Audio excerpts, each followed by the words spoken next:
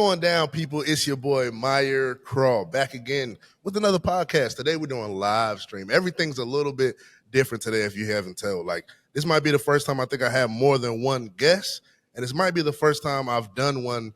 I don't want to call it in my hometown, but where I'm stationed at right now. I'm super excited. If you don't recognize my background, I am at Maker's Craft Brewery in Norfolk, Virginia.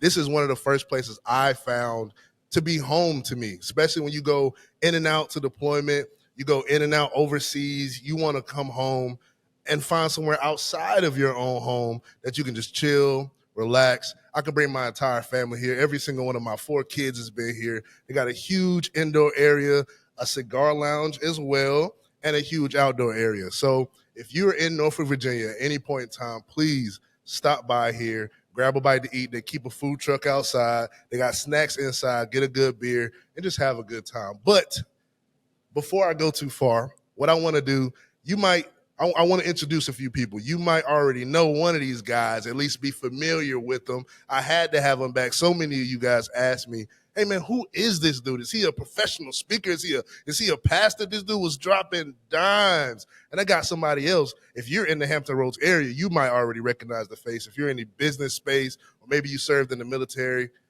I'm going to shut up and allow y'all to do it yourself. So first, man, we're going to start with my boy Rashad. What's going on, baby? All right, yeah, we back. Pastor, far from it. Okay. I'll say far from it. Rashad Howell, North Kakalaki, Wide Awake Wilson to be exact. Better believe you said that, you know. North Carolina, I mean, we'll talk a little bit so you get to know me a little bit more. Yeah, for sure. What's going down, baby? How you doing? Good morning. Good afternoon. What is it now? Yeah, my day was a blur. Absolutely. Got here just in time. John Gamble, thank you for having me. First time. Won't be the last, hopefully, right? Won't be the last. Okay. So, yeah, definitely would not be the last. We already got something set up. But I want you guys to tell them how many kids you have, girl or boy, kind of put them in the mindset. For you, I know some people already kind of know your story a little bit, but I want them to make that connection as dads. Okay. For me, girl dad of 2. Okay. All right. 8 and 9 years young. Girl dad. Don't ask me that between August 19th and October 22nd. Ain't none of my business. So they might be the same age. But 8 and 9, 2 girls.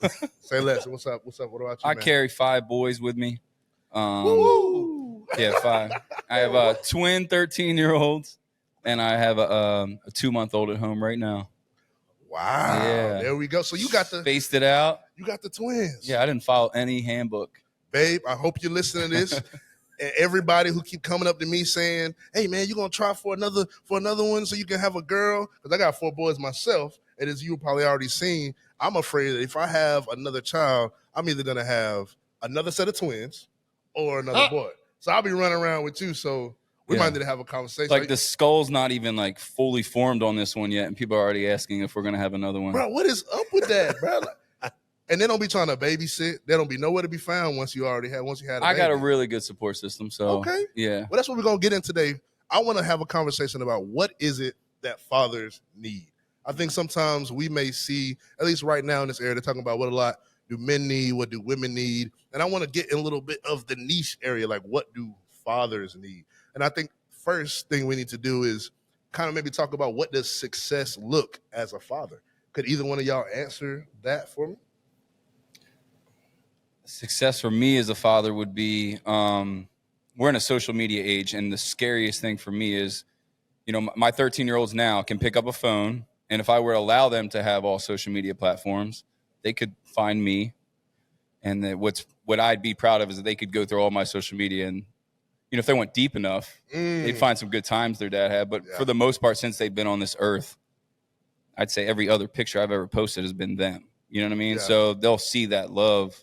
You know, and I know some people might be faking it for the gram, no, right? That's true. We have the types, but I mean, I think they'll be genuinely happy with what they saw. But as far as what I need is, I just need them to know that they were always on my mind no matter what, every day, every moment until I perish. They were on my mind, you know? What about you, Sean? I mean, that's a smooth response. I don't know if I can beat that. Follow up. Okay, all right. Well, here we go. Success for me is, I would say, my daughter's been proud to call me dad. All right, because I do a lot of traveling. We know, if you've heard before, I do a lot of traveling. I'm always out. But for them to be proud to just call me dad, I'm like, okay, I'm still winning. Yeah. I'm still present, and that makes sense. So that's what success looks like for me. I would say for me, because success can look different for everybody, right? We have fathers in every other position. We got co-parenting fathers, foster dads, only father figures, the baby daddies, right? You got the married fathers, right? And everybody's in a different position. But for me, what I want is that long term that y'all talked about. Not only to be happy to call me dad and to remember and understand that I was extremely intentional, but is when they no longer need me, when my sons are old enough to no longer need me, how will they treat me? Will they still have conversations with me? Would they still look for my guidance? Would they still respect what comes out of my mouth? Now, if I'm acting crazy, if I'm not there for their entire life, and maybe they only respect me because either I'm coaching them or only respect me because I'm there and they can't either take control of their own situation because they need me and they're dependent on me. When they get of age, they're not gonna be looking for me. They ain't gonna be looking for daddy. They won't need daddy. And I'm thinking about that all the time, like every single day is how do I'm not trying to necessarily play the long game, right? It's not necessarily that. I just want to have a relationship with them. Right now it's hard though, as little kids, all they care about is Mario and Sonic. How do you guys get into having a relationship with your children now at the ages they are now? All right, well, I'll take this one first. Let you lead. So for me, man, because I'm a crazy guy, and a lot of people know that, right? If you don't know, you know now. And for me, it's just, like I say, authenticity, me being myself. I think for me, that's always a struggle because I'm a crazy dad. Now it's like, Dad, you're always playing, you're goofing around. Is it okay for me to goof around? And they respect me for who I am and for the things that I do. So I think that, for me, I appreciate the fact that I can be who I am. And that's what they respect, and that's what they desire to see every single day. Because if I'm coming in with my head down, they're like, Daddy, this is not you.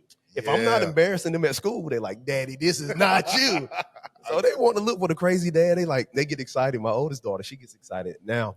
She's like, they'll really, so she's really gentle, soft-spoken. She's like, Daddy, do you have to do this today? And I'm like, yes, I do. Because this is the only way I know how to be. Yeah. But now all her friends are like, yo, who is your dad?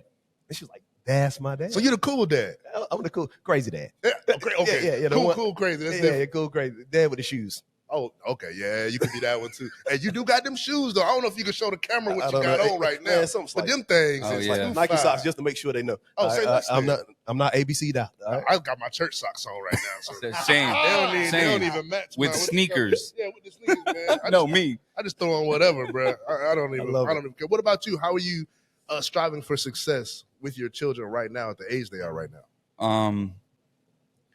So striving for success is kind of a question that you're not asked, right? So thanks for asking.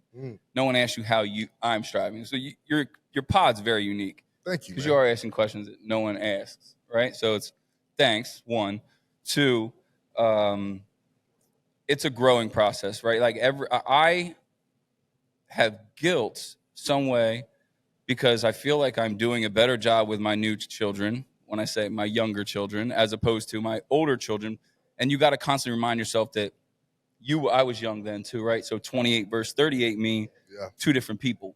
So I want my older sons to see that and know that they were loved equally, but know that Dad has evolved, and that's, so you got to communicate with them, because 13-year-olds might see how I'm treating 5-year-old and be like, maybe Dad didn't do it with me like that. Yeah. But then I find it important to communicate with them why, maybe, well, Dad was all his own for the first 3 years with you, son. So, until your wonderful stepmother came into our lives, Dad was a mess, Dad was a mess. Cocktail waitresses were your babysitters. You know what I mean? Like, it was not the best. It was kind of not the greatest situation. You know what I mean? But we strive to be better every day. As long as you can look yourself in the mirror at the end of the day and be like, man, I did better than me last week, at least, every day, 1% better every day, right? That's what they say.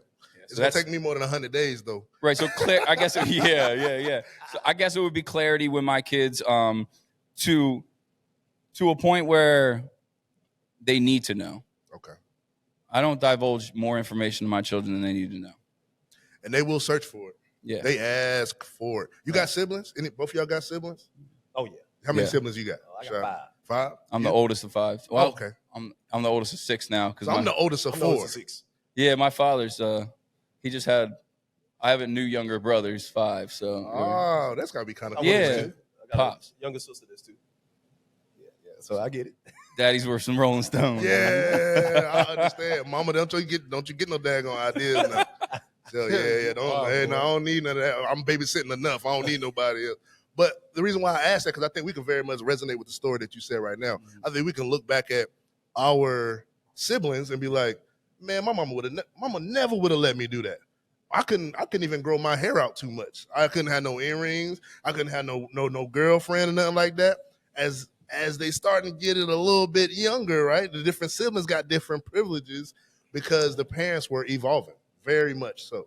So would you say the same thing for yourself? Or? Oh man, evolution. Evolution. Yeah. I guess you could say that, man, because things that I could not get away with. I mean, it could be the simplest of things. When my sister came along, Bruh. but I like something that you said. You said something about the why, right? The why behind it, and I'm thinking about and just to touch on a little bit. So we're always giving the why to our coworkers, but we don't feel like our children deserve the why behind it. All right, so we have to be transparent, and even though they're small children, they listen and they learn. Yeah, that's and true. when they continue to learn, guess what? They continue to grow. You stop learning, you stop growing. Filet mignon cooked medium with no sauce. I'm not gonna do no more of those. All right? But I'm telling you right now. So for me, having those siblings, especially the younger ones, it's like, they just get away with murder. For sure. In my eyes, that's No, what for it real. is. That's what it is. I mean, I have earrings now. I probably got an earring when I was like 30. Yeah, bro. 30. I just turned 30, so I'm trying to see if I and if I get I'm earrings. almost scared to tell my mama now. I feel I'm you. almost scared to tell her now. Like, listen, mom, Yeah. you're grown. I said, yeah, I get that. But, that's not how I grew up. So just seeing that and being able to witness that, I try to be transparent with the kids and, be upfront. Like, here's a smaller child, right? Which they're close in age. They're really close in age. So it's easy. It's a little easier for me. I'm not there yet, but I'm sure one day. Yeah, it's all about evolving, man, and understanding how to explain the why to them, because we do sometimes as men already have trouble with asking for stuff. If we want to be selfish in our head, but we end up servicing everybody else and forgetting about ourselves sometimes. That happens a lot, right? And I think this newfound discovery of fatherhood, where I'm talking with other guys, I've been trying to figure out what it is that I need. How can I ask my wife and my tribe what it is that I need? And even for my kids too, because I have to set boundaries and things with them.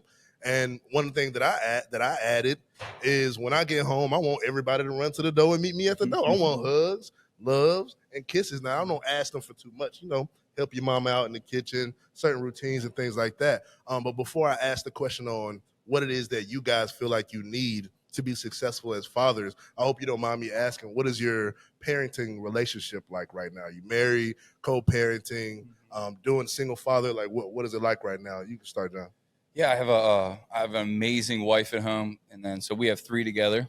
And like I said, I have twin boys. I met her when they were about 3 years old. She's pretty much what they know. Their mother is in the picture, but not to where I would like.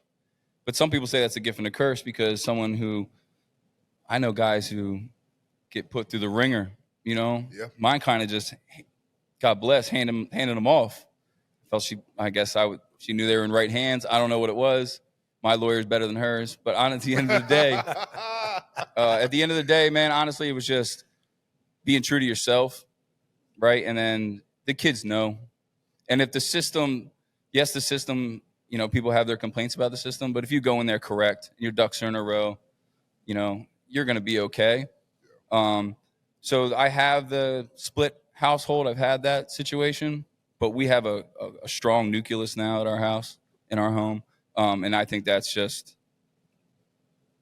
necessary in life. You know what I mean? And if not, then I think it's not that you can't accomplish everything you want your child to accomplish, or you can't accomplish the relationship you want to have with your child. It's going to be a little harder, in my opinion, and that's just a fact, right? If you're not there all the time, who is?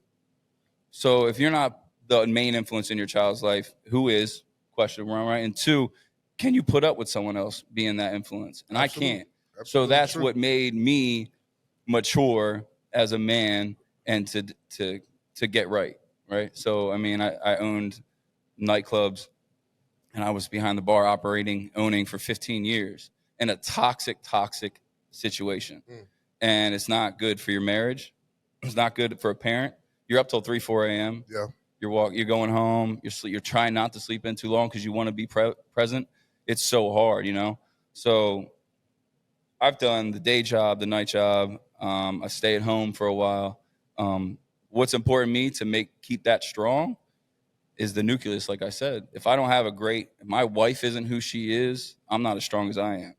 And that sounds super cliche. And if you'd have talked to me 30 years ago, I'd be like, man, I don't need nobody but me. You know what I mean? But you get to a point where you just mature, and that's it. Maturity, and it's an awakening. It So really you would is. say you need a strong anchor next to you. You need some type of support. Yeah, because I'm telling you, hey, you're glad you didn't meet me in my 20s and 30s. Like I met probably like a lot of the OGs in the Navy. I met those guys and back then, and your priorities are not in order. They're just not. Yeah. As much as you want to say they are, you can act they are. When you have too many distractions in your way, you got to clear the path. Yeah. Let the right people in and let the wrong people out. So yeah, strong support system is always going to be my go-to. What I collect people. Give me the strongest people around me. For sure. I'm gonna build a team, right? And you are who you're around. Learn that the hard way, young. So here we are now. Say less. What about you, Shaq? Good gracious. I said I wasn't going to do this, but that's sweeter than the honey on the honeycomb. I'm going to go ahead and tell you that. Now, my story ain't quite You as from North sweet as Carolina yours. for real, bro. Yeah. Listen, I'm sitting here listening to y'all say, Shaq, you got to say something. I don't think it's going to be that smooth in the baby's bottom. But for me, so it's one dad and two moms. Okay. All right, so let's go there. One. And also, there is a husband. And there is another baby, which is crazy about me, right? But this is what I understand. And I'll tell you, we're almost like Muhammad Ali, float like a butterfly, sting like a bee. Come on. You know what I'm saying? We were almost out there like that. But we've had our struggles.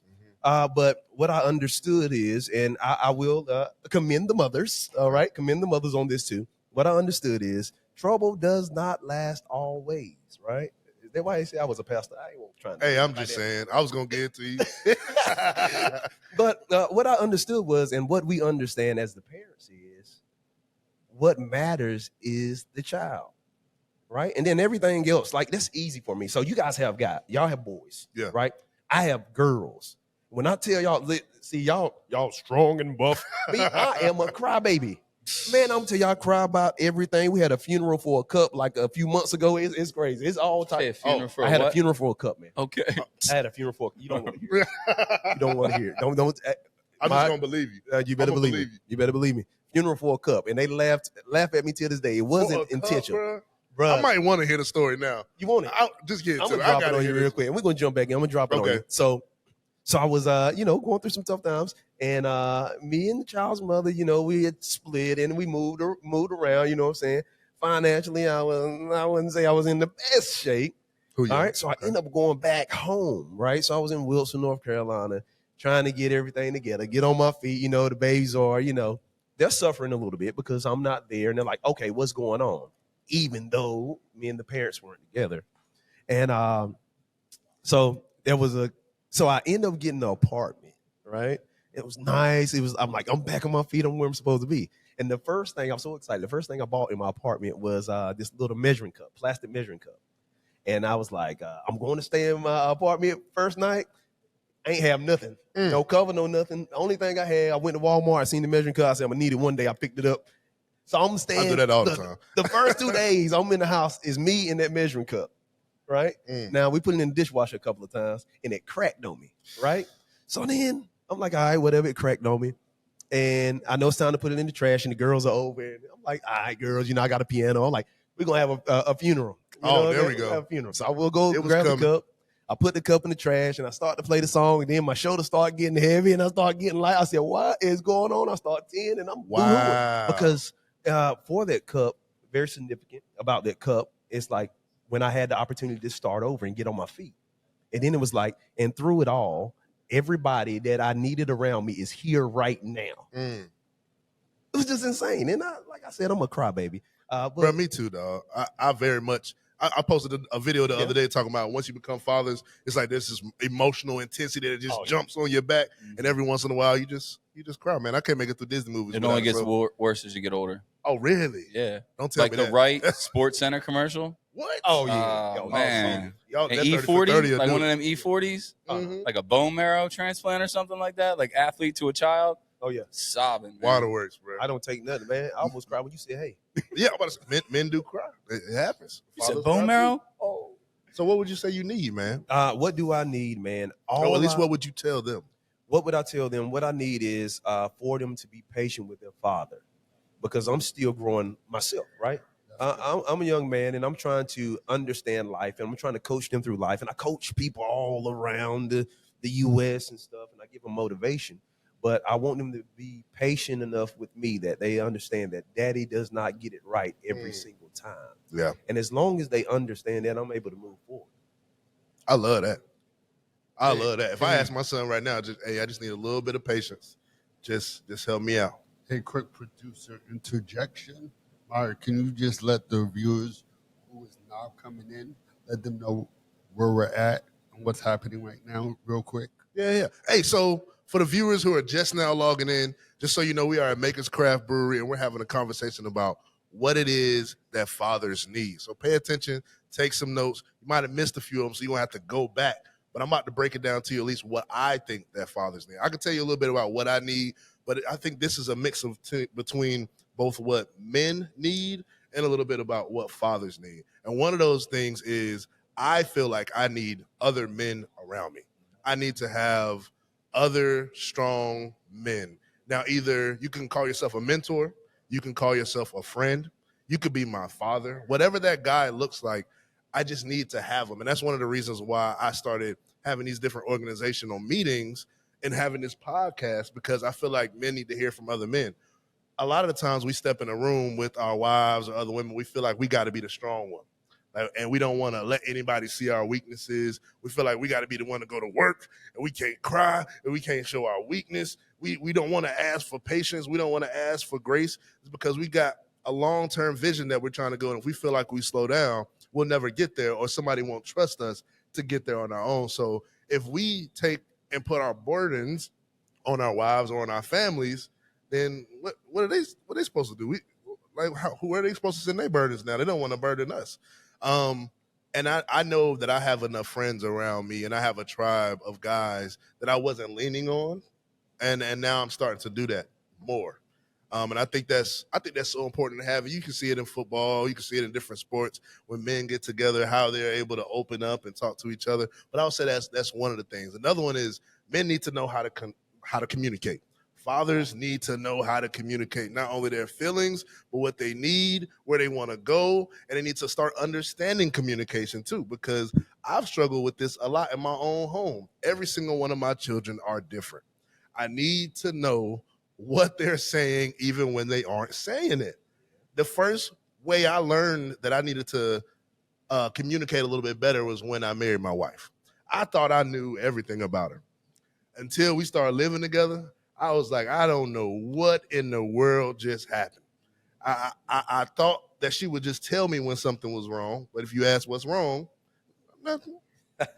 It don't feel like nothing. You know what I'm saying? And I would say at least the last thing, so if it's needing men around you, communication, I would say the last one would be that work-life balance. Both of you two gentlemen I know can speak deeply and long about that. You have been in many different stages of business, in and out of the military. You yourself just flew here from Chicago. Like, I'm talking probably not even a couple hours ago. You are constantly moving. And I think for any man, we can very much resonate with someone or being the person that just, even if it's not a 9 to 5, you have to put your hands on something. We are constantly fixers. We constantly feel like we have to be working on something. So that's my last one, is that work-life balance. That's both for men and for fathers. Do either one of you guys resonate with any of those three? And I'll let you start first, Rashad. Oh, you let me start? Oh, all right. Work-life balance. I don't understand it. I'm still struggling with it. That's a great response. Listen, Glad you started with that because, bro, it's rough. Yeah. It's rough, man. And you were just talking about you said your wife, you thought that you knew everything. For me, with work-life balance, I understand once you find out how somebody learns, you can teach them anything. So once I find out how my children respond to when I'm there and when I'm not there, I can respond correctly, right? And that's what makes sense. So work-life balance, I don't know if I ever get that, man, because I tell people, I say, listen, my email is off today, and then I'm answering everybody. Then I'm like, I got to do this. And so for me, I ain't the best one to answer that question. Well, that's keeping it real, I gotta though. keep it real. I got to tell you like a TI is. And there's a lot of men out here and fathers out here who's still trying to figure it out. Put me in the game. And it changes. And I don't know, you probably can talk about how it changes because then sports start. And then different things like that. So talk to me. I just had to do a background check to be a baseball coach. Oh, my goodness. And there was like a class and a questionnaire. I almost backed out immediately. I'm like $390 invested already now. So that's the other thing. Sports. I'm going to go on a tangent. What were we talking about? No, we're just talking about that work-life balance. Yeah, so the work-life balance, that, kids' sports. I mean, balance, like you said, is damn near impossible, right? It's controlled chaos. Yeah. You have a calendar in your phone. That thing barely can keep me on track, right? So even my calendar might be full all day, and then like this morning I missed a lunch, totally forgot it, right? So I got to get better at that with that work-life balance. But I'm heavy life over work. So my main focus is always the kids at home and my wife first. And that's recently shifted within the last like 4 or 5 years, right? So I unloaded. What shifted it? I changed my career. So I unloaded shares from the bars I was at, and then took it, invested into my wife, ourselves, started a production company, put the wife into real estate. Okay. And now I will proudly say that my wife is the breadwinner in the house. She is doing her thing. You know what I mean? God bless. Like now it's allowed me to step back, hit the reset button. And now, I mean, we got so many lanes open right now. We're super thankful, Hey, can I interject before you dive in? Yeah. What's up, man? You just talked about something really good. So dive deeper into how you got past the pride thing that most men would have about the wife being the breadwinner in the home, right? Because I think that was big. Because one of the things we're also trying to do with this podcast is to help people have alternative thinking. So can you just dive deeper into your thought process? Oh, yeah. When it came to being like, all right, cool. Yeah. Do the thing, babe. So my thought process was what made me change that lifestyle? Yeah. Because I think people get stuck on the stereotype that the man and the father has to be the breadwinner and bring all these things home. But there's so many different lanes and ways that you can do it. It doesn't make you not a leader or any less of a man or a father.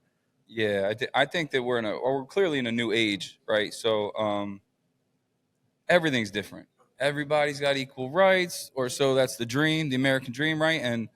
And the traditional household isn't the same. I have no problem with my wife making money. I heard that. I think you'd be a fool to have some animosity towards your significant other if they're making more money than you or something like that. And then that's just something you got to deal with yourself, which leads to, communication. Back to that, right? Maybe you're not with the right person. There's so many little things. No, I think you're with the right person. I'm not. No. I'm saying I want to go into that a little bit if we can. But as far as finding maybe the courage to take that step and to take that initiative or to challenge someone else, like i.e. my wife, hey, we're getting by, we're content with life, we're having more children, whether we like it or not.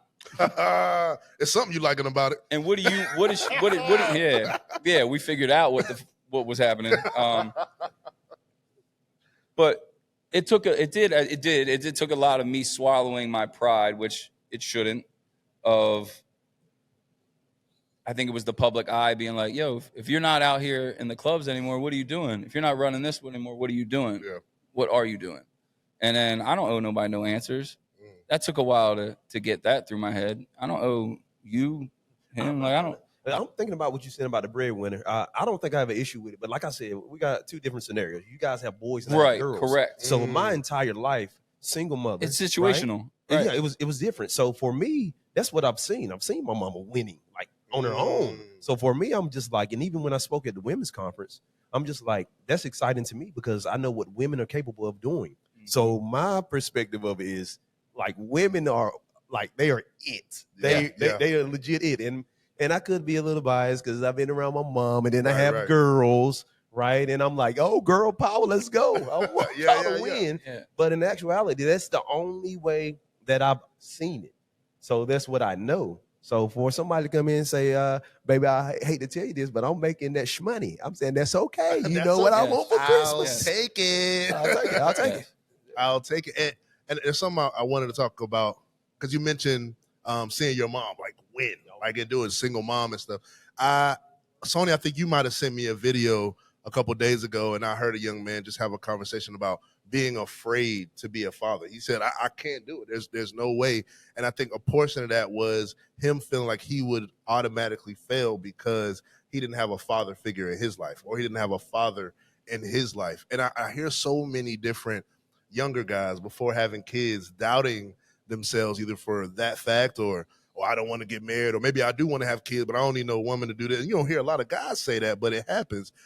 Can you speak to maybe either that young man or some of these young guys about how you felt, stepping into fatherhood and maybe different things that you did, even though you may not have had the strongest relationship with your father growing up? And maybe I don't know the all around encompassing of what that looked like, but can you talk about that, son? Yeah. So for me, it was all about pride. For me, I was excited to have children. I was like, everything that you didn't do, I'm going to do. So for me, and it's all about how it hits you, where it smacks you. If it smacks you on the left, you might do something a little different. But for me, I was like, I seen my mom win.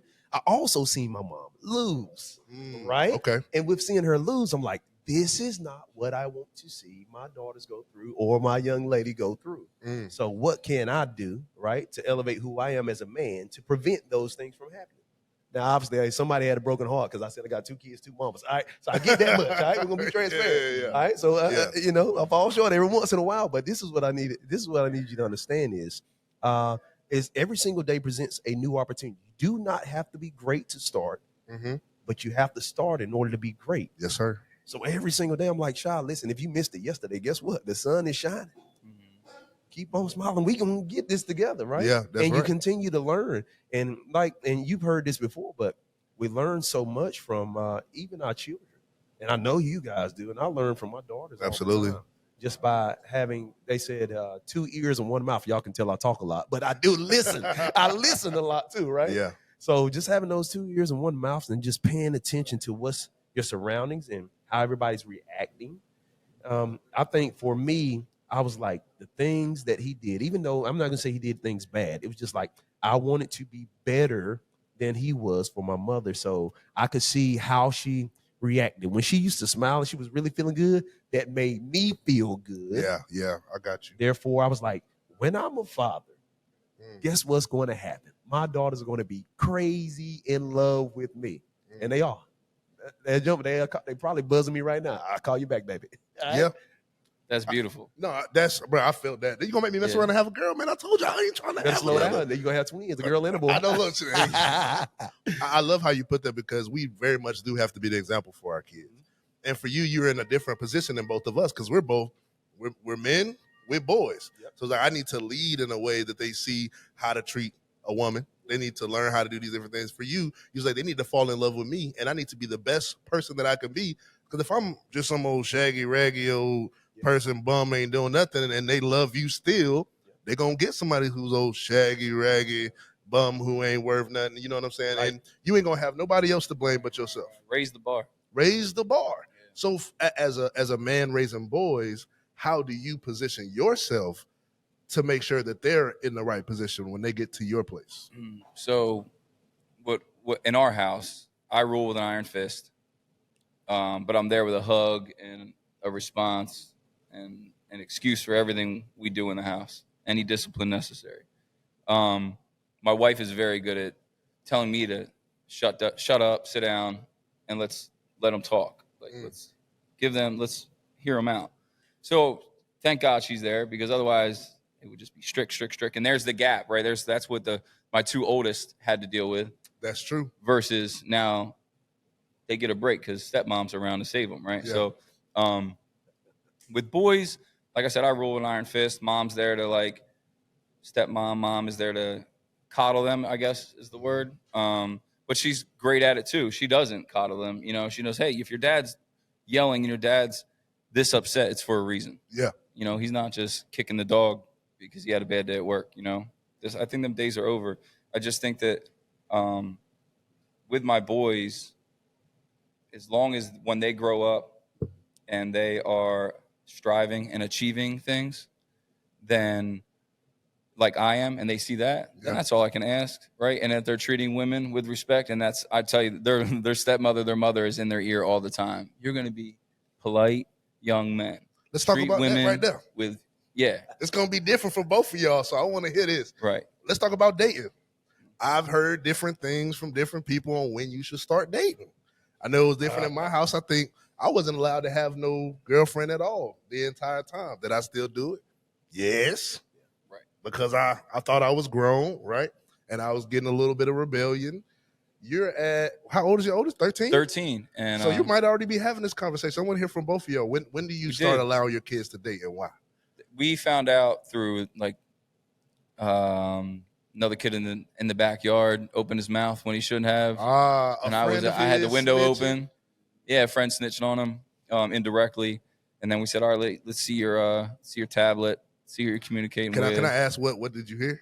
Or is it too? He had a girlfriend, but it was really sweet though. My wife found it. It's it's him talking to a girl and he likes another girl, right? And it's like the girl's playing like middle woman, right? I like that. With the assist already. He's smart. Which is friggin' scary at 13. And the one girl's like, well, Joel, I don't know if you're mature enough to hold her hand. And he's like, I think I am. I don't want to kiss her on the lips or anything. So it's like the sweetest conversation. Yeah. It's not like I came across my kids as some smut, you know, but yeah, it's a conversation. You got to step it back. You got to have the conversation. And my conversation was quick. Until you can afford to pick this young lady up in a vehicle, take her out to dinner, drop her off before her father requests, then you can't date. Because that's a date. That's my house, my rules. Yeah. And that's where we're going to keep it. And we're boys. God bless you, because they're not going to take it that. Yeah. And like you said, boys, they're just going to date behind my back, and I'm okay with that. Okay. I want you to experience that. I want you to go. You want him to experience. Yeah, get in the car with your buddies, do some shit behind my back. You know what I mean? And learn that way, the natural way. That's interesting. And then, but if I had girls, my tune would be completely different, and I know that. Shad, talk to me, I proudly say that. I want to hear. I want an interesting human being. Okay. So I'll say for me, as of today, I would say, yeah, I'm okay if they're going to be dating, because back in the day they used to call me Chocolate Star, right? They used to call me Chocolate Star, right? So I already knew all the tricks and the trades of the business. So when I see it, I call it out, right? But then I was at a dance, and my youngest daughter, she was running around. It was very innocent. She was running around with a little boy following around. I'm like, man, if this little boy don't go as well, I'm gonna kick him in the throat. Right. Yeah. And it really hit me, because I've never I haven't thought about it just yet, because they're younger girls and they're so innocent. They're all daddy, daddy, daddy. I love you, I love you, I love you, and kissing me and stuff. And then I'm like, you kissing me? You can't be kissing him too. Oh yeah. Yep. But that age is gonna come. I'll be open. Well, Are you expecting them to come? Are you expecting them to reach out and talk to you first? Oh no, they're gonna talk to each other first. Okay, because you said you're gonna be open. I'm like, are you expecting How them open, to find Dad? it? Or? In my business, in my profession being Rashad Howell, right? Okay. I understand how people react and their tendencies and how they move, and then I base my analysis off of the things that I'm seeing them going through. So I've already caught them in the act with certain things. And I'll allow them to go and discuss it with each other so they can give each other the wrong answers. And then I'll come back and give them the right answer. Okay. That way, because for me, it's very important with them having two separate mothers. I want them to grow up together, and I want them to be able to depend on each other. Yeah. Right? Because, like I said, I'm not here, but what happens when I'm not here and you're getting older? It doesn't have to be daddy is here for you guys to still be sisters. So I'm That's allowing good. them to go ahead through this life journey with each other. That's good. Kind of mess Yeah. up a little bit because I'm gonna go ahead and tell you the daddy was fried-eyed and laid to the side. Hey, come on now. All right. Right. But I'm gonna tell you, I don't think that Stone Cold Stun, I still got it. Bow, if I need to. So I think they'll be in good shape. So can I interject again? So, Yeah, man. Remember 2 months ago, Tim Ross had a podcast episode where he was talking about how he was raising his boys. And my question for y'all is, are you, both boys or girls, are you going to let them know early about there's some fast-ass little girls out there and there's some fast-ass little boys out there, and what levels are you going to do that? Tim Ross just called it what it is. Yeah. He just said, hey, he told his son, that's a hoe.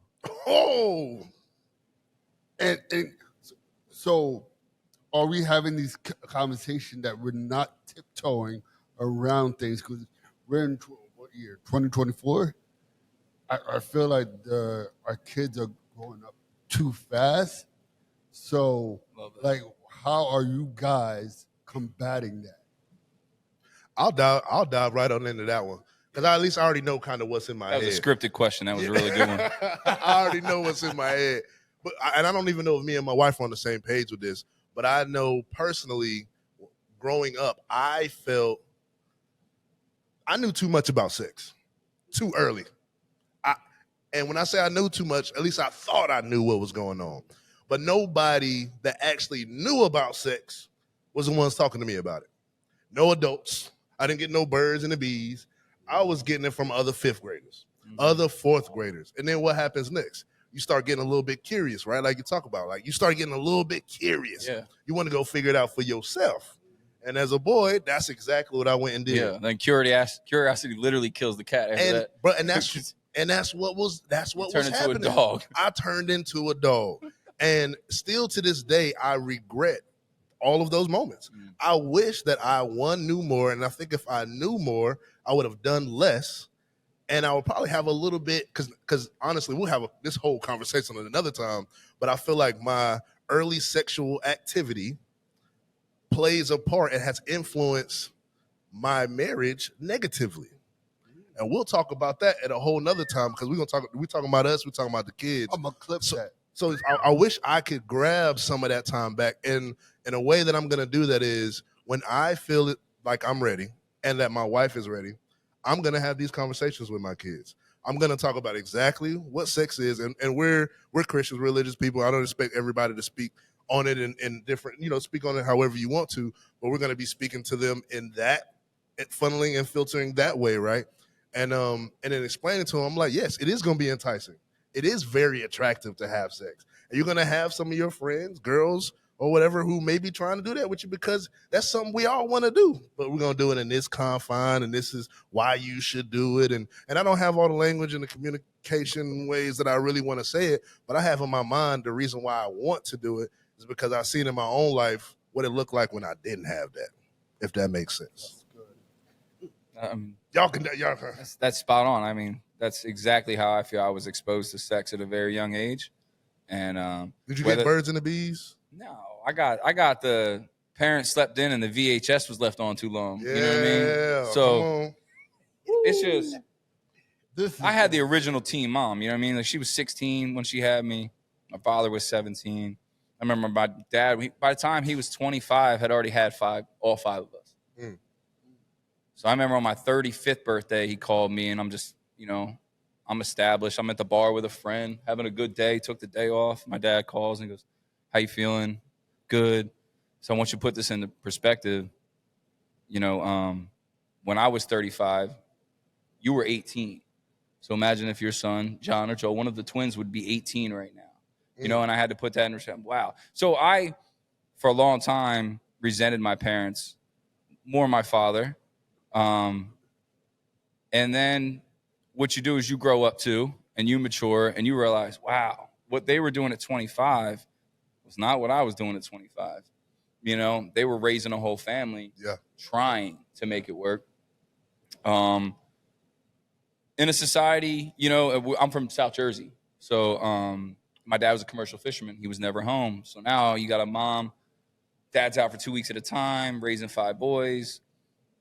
I got, my mom is my hero, you know, but it took me 40 years to realize my mom was my hero, you know? So that being said, I just think that if you are going to be very honest with your kids and have the birds and bees conversation, be prepared.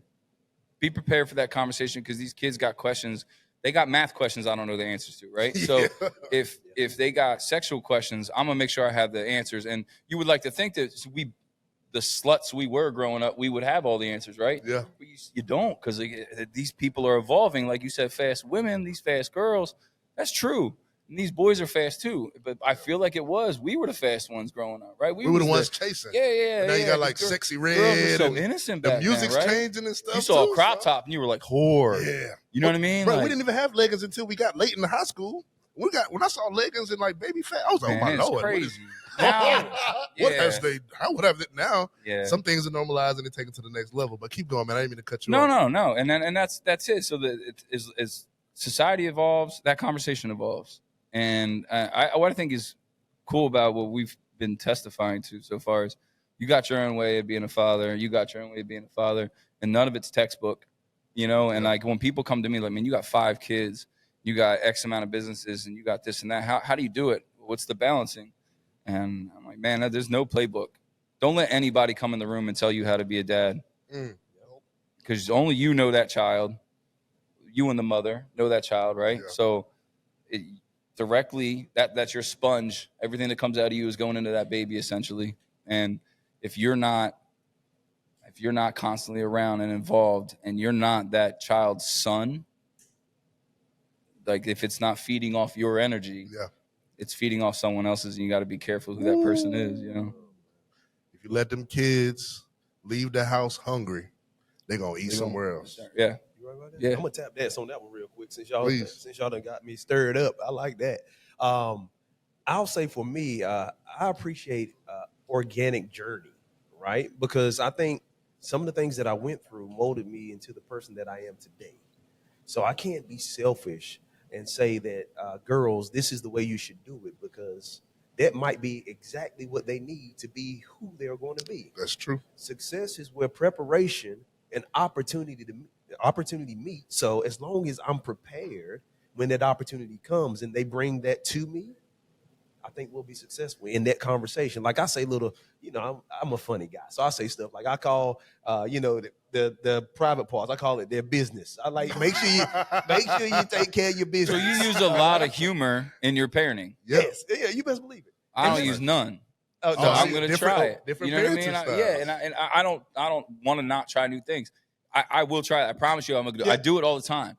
And I didn't mean to cut you off. No, that's good. But I have a business partner one time, and we went out to eat. And his child is literally screaming at him at the table. And the dad's just like, just to say, Joe, listen, little Joey, I'm going to need you to calm down, use your words. And look, parents that can pull that off, you must be hypnosis. Like that ain't easy. But this kid is just like full on fledged screaming right in his dad's face. Like, and he's just nonchalantly like, well, calm down, son. Son, take it down. And I'm just like, and I got one of my children there, and my child just staring at me the whole time. Because I guess he's waiting for me to hit the other kid or something. But I think that your strategy using humor has its method. It's a method to your madness, right? So everyone should have a method to their madness, but some people just have madness. And if you don't have a plan, if you haven't learned, right, and you're, like you said, on the fly, if you're not taking notes, not saying get a notebook out, but learn from your damn mistakes, right? Yeah. And I got 5, so I've had a lot of mistakes. So that's why I think I'm clearly a better dad than on round 5 than I am on round 1. We all should be, right? And I just think that if you have your own way of parenting, then you all could write a book. Every single one of us could write a Absolutely. book. You know what I mean? And then ideally, everyone should read everyone's book and take a little bit from everybody, because that's how I go through life. I go through life learning. I'm going to take something from today and carry on with that. But that makes sense what you said. So you can only worry about the things you can control. You have to be your best authentic self. That's when it makes sense. Mm-hmm. So my humor, even with my humor, they know when Daddy puts this face on, I don't have any questions. And they say, well, you know what, Daddy, I hope he don't get me. Daddy ain't touched you a day in the life. Yeah. But you understand that because I'm so humorous all the time, it's like when I really get down and I'm like, this is what I need you to do. It's like, okay, Daddy's not playing. This is what I need to do. So it's all about the ingredients that you put in your cake. Girl dads, you guys have the look, right? That's my understanding. You just have the look that you give your daughters, and they look. They understand. I wouldn't say a look. It's also the voice. Okay. Okay. Yeah, I use the voice. Yeah. It's always the voice, because to small children, if you ever pay attention, so in the field that I work in, if I'm going out and I'm working with a small child in retail, what I'll do is I'll get on one knee so I don't seem like this big person. Now, you can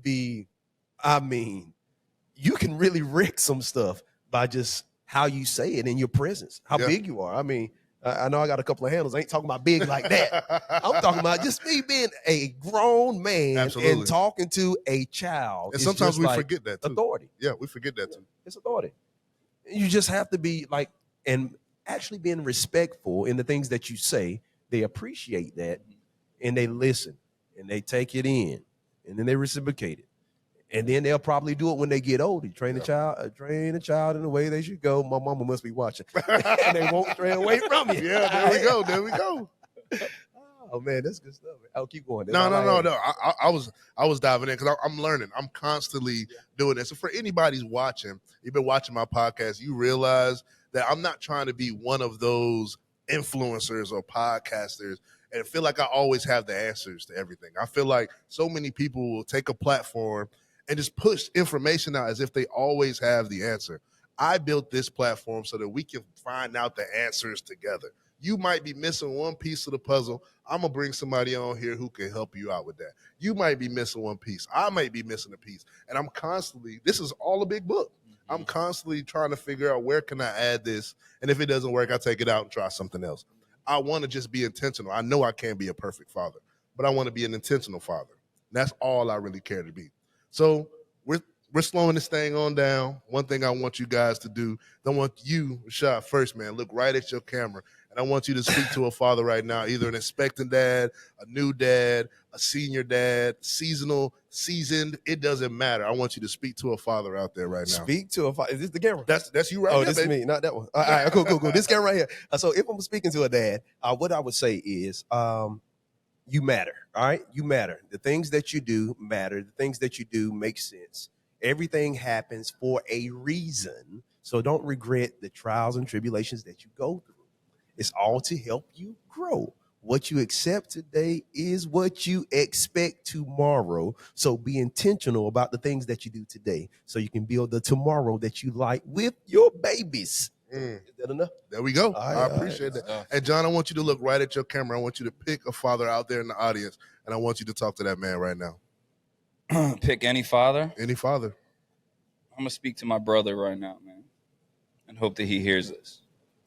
And hope that he gets right and gets his life together and gets back in his son's life. And I mean that from the bottom of my heart without getting emotional. You know what I'm saying? Yeah, man, I felt that. So I'm talking to you. That's it. Ladies and gentlemen, I think you heard everybody's heart here on this podcast. This is not over. For some of y'all like it's just getting good. If you're in the Hampton Roads area, you still got time.